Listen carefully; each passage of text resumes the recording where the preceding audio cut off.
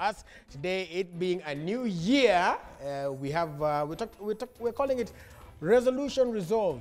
Last year, so many words were, should we call it bandied around, were thrown, let's say thrown around, tuone kizungu ya kila mtu. There was toxic relationships. There was cancel, which is the cancel culture. We are canceling so-and-so because of ABCD. And whenever everybody gets into a new year, they say, new year, new me. I say, new year, same me. I've learned enough in 2020 to be new right here in this year. I've asked you on Facebook. I already see some of you are asking questions in terms of relationships and what you think. And again, I've seen many people throwing that word toxic around. You can also use the hashtag Daybreak to ask you questions. Karibuni sana, Happy New Year. Happy New Year. Happy New Year, man. Without giving a lot away, I know both of you talk to a lot of people. What are some of the major, let's say, topical issues that came up last year, even as before we talk about this year? I've mentioned some of them. What were some of them for you in some of the counseling sessions that you had? Yes. The resolutions. No, in terms of what we're going to complain, nini sana sana. Of course, job losses. Yes. Financial instability. Stress levels have become high. Of course, owing to the fact that this pandemic came to hit us very hard. So I'm sure CJ would, in your many counseling sessions, there's a lot of, I don't know what to do, I've lost my job, I've just had a 70% pay cut, and yet the bills are still looking at me the way they were 2-3 years ago. Bills are still 100%. Exactly. Yeah. So that thing has hurt very many people. And I think every sector, every family has been affected in one way or another. Yes, sir. What about for you, CJ? You know, just that alone threw most people into a place of rediscovering themselves. And that then would obviously affect how they relate with other people, because you're trying to find yourself. You're kind of threatened. The things that you have been used to, your ecosystem has been shaken, either financially or emotionally, mentally. Your goals, that thing came up very early last year, by March. Yeah, when people are just planning to take off with their goals. So they didn't know whether to go forward, shut down, postpone, how long will this take? And I think that brought in a lot of issues now when it comes to, families, relationships. Friendships were lost, some unfairly, because some of the people that people would want to cut off were actually going through difficult times, and they did not know how to cushion themselves against those. So they probably acted in a very different way from how other people would want them. You'd hear people say things like, if somebody has not checked out on you in this season, then you need to cut them off. And we all have different survival mechanisms. Yes. Some people in crisis, they go into solitude. Some people in crisis, they need to have people around them. Some people in crisis, they thrive. Others, they are buried. So I think last year, from a personal perspective, it just taught simplicity. Just keep everything simple, be patient with everybody. Yeah. And one of the things as well is all the loss of these things made people in 2020, like you say, try to discover themselves, but there was a lot of, like you said, loss of identity. Yeah. Whereby you're used to being the breadwinner, for example, and then you lose your job. You're used to being, you're used to not really knowing what goes on at home. But sasa Jaden amesema kila mtu akae pamoja. So you get to witness, you meet your partner afresh. Yeah. Because you witness, kumbe, you're normally this crazy, it's just that I'm normally busy with work. Oh, okay, so I don't think this is going to work anymore. So for those people who are now starting this new year and they want to move forward, and I'll start with you, Burale. Most people, especially in our social media culture, it is very easy to put on a quote on social media and say, this year I'm no longer taking this, I'm no longer taking this, and then to you, you're like, sasa niko sawa. It's very easy to go for a photo shoot. Uvai, useme, uende, kwanza za New Year's, inakuanga kali sana, New Year, Christmas, kali sana, and they say, I'm starting. So how do you, in a society where iyo kuweka post on social media is equal to, this guy, sasa ako on the right path, how do you genuinely start off? I think first we need to understand that there's a lot of fakeness on social media. And many people tend to make decisions based on what other people have said on social media. Yet maybe those people are struggling more than you. So you end up stretching yourself beyond your elastic limit to hurt yourself, and yet this was just a photo shoot. Right. And maybe it was even free, you know? Exposure. And I think, to be honest, as we start the new year, many people tend to say, this year I will do this year I will do that. But when you think very deeply, last year we said the same, 2 years ago we said the same. It's now just a matter of being honest within yourself. Forget about what you're saying on social media. Forget about what everybody else is saying. Do an introspection. Just have a self-surgery. Analyze yourself, bouncing off from not even just last year, because it's easy to forget what you did. You said 2 years ago that you didn't bring to fruition. So you say, have a very honest conversation. I have said this for the last 5 years. But to be honest, it just worked for the first 1 month. Many people say, I'm going to lose weight this year. That's one. And by the shameless plug, I'm starting my vlog. In fact, you, Willis. I'm starting my vlog officially. No, Willis Raburu. We are not counting last year, Burale. No, I'm not even on last year. You took us on a journey where we used to see you in the gym. What happened? Well, let me tell you, now that you brought it up, here's my shameless plug. Actually, today, I'm launching the first episode of my vlog. I'm back to the gym. Hopefully this time I'll get it. Okay. Now, I think... Look at CJ laughing. CJ, you and Rashid Abdallah, Mukosem, what's up? I will prove you wrong. But I think you came to that decision not because of pressure from the outside. That's right. But you needed to do things for yourself. My health, yeah. Maybe your health and your well-being, the feel-good factor, for whatever reasons you've given. I don't know. 10 over 10 ni ngumu. Kurukaruka hapa 10 over. By the way, you don't even need a gym. That's a gym on its own.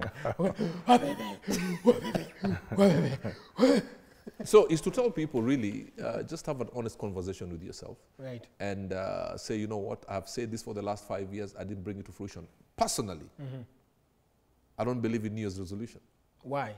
I believe in short-term, mid-term, and long-term plan. Okay. My short-term is a 2-year plan. Mid-term is 5-year plan. Long-term is 10-year plan. So if I start my short-term today, this month, come next year, 2022, I'm not going to start afresh saying I'm going to have a New Year's resolution. It means I'm on my 2nd year of my short-term plan. Okay. Then 2023, I now need to start my mid-term plan, which is a 5-year plan.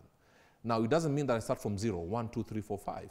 Since I'm on my last year of my short-term plan, it means now I'm on my 3rd year of my mid-term plan. How do you keep updated? Do you write them down? Do you... Writing is very, very key. And for me, I also have a dictaphone that I speak to it. Okay. And that makes you have intertwined plans. That makes you have a clear thread. Because some people say, this year I'm going to be black, next year I'm going to be white. So you even confuse your own system. But if you have a plan, then you'll know there's a string that pushes you from year 1 to year 10. When you are on the verge of finishing your long-term plan, you can now readjust, re-strategize, because a lot will happen in 10 years. Age-wise, economic-wise, things that happen socially in the world. So as long as you have a string that pushes you through. But this thing of saying, every year I'm going to do this, there's too much confusion. My personal opinion.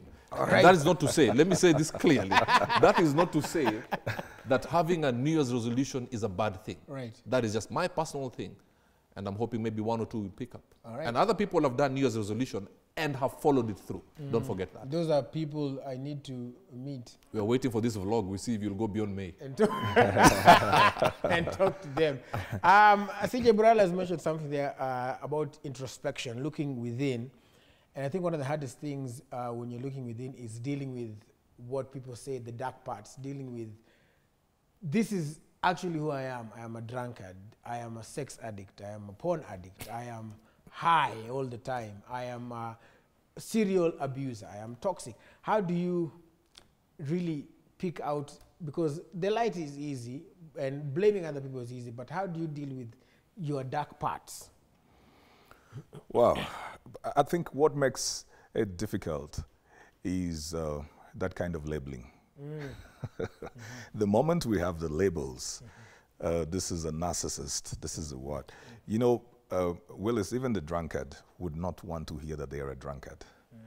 The moment you say that I'm not a drunkard, they get into a defense mechanism the moment you put a label on them. And I think that if I have to deal with my dark issues, then I have to pull off the labels from me. I have to look at that as a situation that I'm dealing with that does not define me. I may be dealing with alcoholism, but I've got to tell myself I'm not an alcoholic. Just because I'm dealing with something like this, I don't accept those labels. Because once there is that tag, there's this aspect of looking at it as a mountain. You know, if you fix your mind, I'll use what we have talked about, or rather what Arbi brought. If you look at your weight loss program as something that you really, really have to achieve, you probably will not achieve it because it becomes a mountain. If you look at it as something that you enjoy doing because you just want to keep fit, you probably find yourself losing the weight. But if you, every day you've got to check, you know, you go to the scale to check how much have I lost, you will get very frustrated. That's the problem of putting the labels and the tags on anybody, because it makes it become an impossible feat. The first thing is to remove the mask of the tags and just breathe. Look, you're not the only one struggling with anything. Different people are struggling with different things. So this is your struggle. Just breathe. Then begin to ask yourself, where do I want to be in life? And how does this thing affect me? If it is probably, you know, temperaments, how does it affect the relationships around me? If it is an addiction, how does it affect me? Before we even talk about other people, if I have to have a 10-year plan, as Arbi would say, a 5-year plan, if I want to achieve that, there's certain adjustments that I've got to make as a person. So I begin to look at my dysfunctions in the light of what I want to become and what I want to achieve, so that this becomes my journey. It is not anybody else's journey. Yeah. One of the biggest things as well is once we've dealt with ourselves, and which, by the way, will take a long time. It's not as easy as, okay, we have removed the label, we have removed the mask, boom, tomorrow I'm good. No. It's a process. Yeah. But the other thing that is through last year and every end of the year, Burale, there are threats. We are normally issued with threats. If you have not spoken to me, hii mwaka ujue na kudelete, you know, cutting people off. Now there's the healthy way to cut people off. Right. I guess that's what people need to learn and understand. How do you know that this person is not good for you? You know that this person is either a bad influence, a leech, whatever you want to call it. Sija amesema tusilabel watu. So how do you cut somebody off? You know, is it the blatant no contact block kila kitu, or is it gradual? I stop hanging out with you too much. How do you do it? First and foremost, I don't think we should. I see how people write it and say, if you have not checked on me, I'm cutting you off. I think sometimes that shows some level of pride. Yeah. It shows some level of pride. So what I would say is you can disconnect respectfully, but you don't have to announce. If you have never inboxed me, to hell with you. Actually, that is... I'm cleaning my contact list. Yeah, that is the highest level of pride, because you're not perfect yourself. Right. There are also people who do not want to hang around with you. So you can respectfully disconnect, and you don't have to announce it to the world. You can slowly slide off, you know, check out. You know, you can be friendly with everybody, but you don't have to be friends with everybody. Meaning you don't have to have coffee with them every time. You don't have to be deeply connected, but just respectfully disconnect, because there's something that you don't like about that person you're disconnecting from, and you forget that there's also somebody who wants to disconnect from you because there's something about you that they don't like. So if you want people to show you respect in disconnection, extend the same to other people. What am I saying?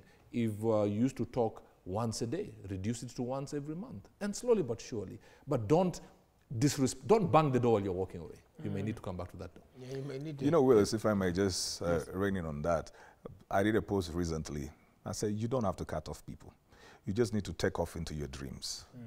If you are pursuing something, the people who don't fit into that will fall off. So the cutting off thing, that in itself is too much work. People fall off. Like, you don't even have to tell them, hey, I'm no longer hanging out with you or something, because you're busy with something else. If I get into, and I'm hoping that I will, if there's one resolution, then I'm hoping that I will. If I get into the golf course, They'll force you to do it. yeah, you see, that means that this time has been dedicated to something else. And so whoever was a beneficiary of that time falls off naturally, Right. without them being told, I don't want you in my life. You know, if we focus on what we are trying to achieve, we don't have to focus too much on the, yeah. I have some, because of time, I want to take some questions. I did a post and ask guys to send in some of the questions. It's very interesting. Somebody says, kuna mtu amezoesha watu. Anyway, mtu amesema, don't mention my name, but I'd like to advise men, marry the woman you need. A woman who will support and respect and nurture your ambitions. Don't marry to satisfy anybody's expectations, ambitions, including your mother.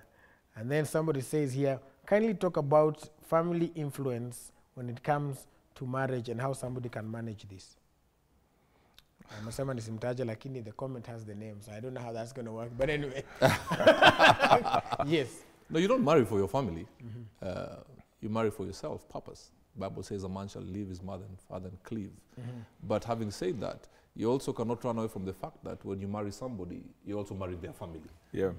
That's why you go to the in-laws and all that. So you can't just say, I'm going to marry person A, and I don't care who the family is. I don't even want to meet them. We can meet them during the wedding and all that. You don't marry who they really want, but you introduce them to the person that you want or you need. But yes, there are people who will come and tell you, no, don't marry from this tribe. Those are people you ignore. Even, I'm sorry to say this, even when a parent comes and tells you, everything about that lady is good, everything about that man is good, but their tribe, we don't marry from that tribe. And I don't think it will be disrespectful for any child to go, a son or a daughter, to go on and marry that person if the only issue the family has is tribe. It's tribe. Yeah. All right, CJ, this one is directed to you. A gentleman called Tom says, hi, CJ. My ex keeps coming back and every time leaving me worse than before. Since you've said we should not use labels, are they toxic and how do I deal with this? Well, I would say that they have just found, an open door to keep coming back. There's a need that she meets. That's why she can come back. If that need ceases to exist, she will not find room. You know, if I am not thirsty, even if you put water on this table, I will not take it. The problem is not the ex. The problem is the need in this man that she meets, which makes him not be able to say no when she comes back. If he can fix that, he will not even need to struggle with her coming back. Yeah. But how do you deal with it? So in that case, how do you marry that? And what Burale said, that umwachilie kidogo. Ama huyo kuna, there's a place where you lazima you just put the... See, sometimes people, sometimes we ourselves are very needy. So if somebody walks out of our life, we are beaten by the fact that they actually walked out, and yet there's a role that they were playing in our lives. So we are left a bit helpless. If I am this kind of a needy person, it will be very easy for anybody to walk back because I seem to be helpless. Sometimes we're also very clingy, very, very clingy to people. We will not let things go, you know. So even when we know that the season is up, the time is up, we still don't want to let it go because we're very clingy. It may have to do also with self-esteem issues, that she left me, so I would rather have been the one who leaves her. So I want her to come back to affirm me that she went out there and couldn't find somebody else, so she came back to me. So her coming back, that's now the thing of the need that I'm talking about, affirms me that I am not a bad person, so I wasn't actually left. She can be anywhere else. Some of these things are very internal. But you see, if this man finds something to do and begins to grow in himself, begins to define new mountains to conquer, new things to do with himself, and begins to feel good about himself, I'm not even sure that door will be open, and he doesn't need to close it. Yeah. All right, there was a question about nasikia music inacheza, hiyo ni ishara kuwa muda inayoyoma. But just someone says, Burale, you've mentioned dictaphones. Do you believe in vision boards? Vision board is one of the most powerful things that you can ever have because it keeps your focus right. I have a vision board, and I'll tell you this without fear of contradiction. It has worked for me, and I believe if you don't have a vision board, quickly get one. Yes. All right. Well, thank you so much, CJ. Thank you so much, Burale. So many more questions, but I guess we'll have to take them probably next time. But tumeshukuru sana as you start 2021. Cheza tu kiwewe. I'm going to the golf course with CJ. Yeah, CJ, now that I'm you've going to said the it, gym. Mimi, you two will be my accountability partners in that regard. And Rashid.